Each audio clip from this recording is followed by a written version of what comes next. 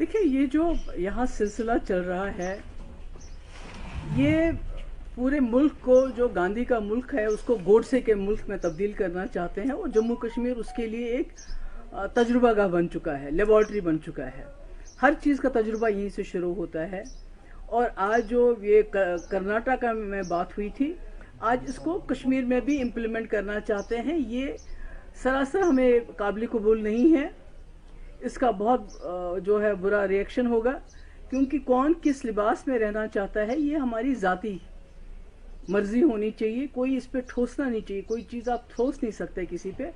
और जिस तरह से ये हमारे मजहब पे, हमारे मजहबी रहनुमा हैं, चाहे वो दाऊदी साहब हैं, चाहे वो बिरी साहब हैं, चाहे वो बरकती साहब हैं, चाहे वो मोहम्मद शफी साहब हैं, और कल जो इन्होंने NIA ने रहमतुल्लाह साहब को बुलाया, तो ये डायरेक्टली हमारे मज़हब पे भी वार कर रहे हैं हमें।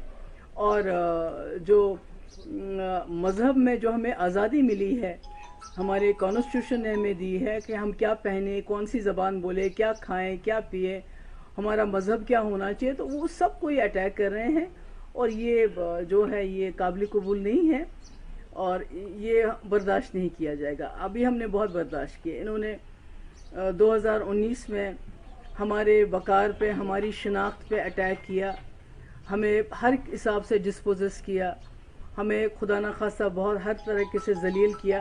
मगर अभी हमारे मज़हब के ऊपर, हमारे लिबास के ऊपर, हमारी बच्चियों के वो क्या पहने उस पे ये आ गए हैं। हमारे मजहबी रहनुमाओं के इज्जत उछाल रहे हैं।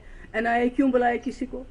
क्या हक बनता है उनका? क्या रहमतुल्लाह साहब कोई खुदा न खास्ता कोई क्रिमिनल है जो उनको बुलाएंगे? या जो जेलों में हैं, ये कह रहे हैं 2019 से कुछ नहीं हुआ है। अगर कुछ नहीं हुआ तो हमारे रहनुमा, मजहबी रहनुमा जेलों में क्यों हैं? अगर कुछ नहीं हुआ है तो क्यों है वो जेलों में? तो ये मुझे लगता है ये चलेगा नहीं, ये बर्दाश्त नहीं किया जाएगा।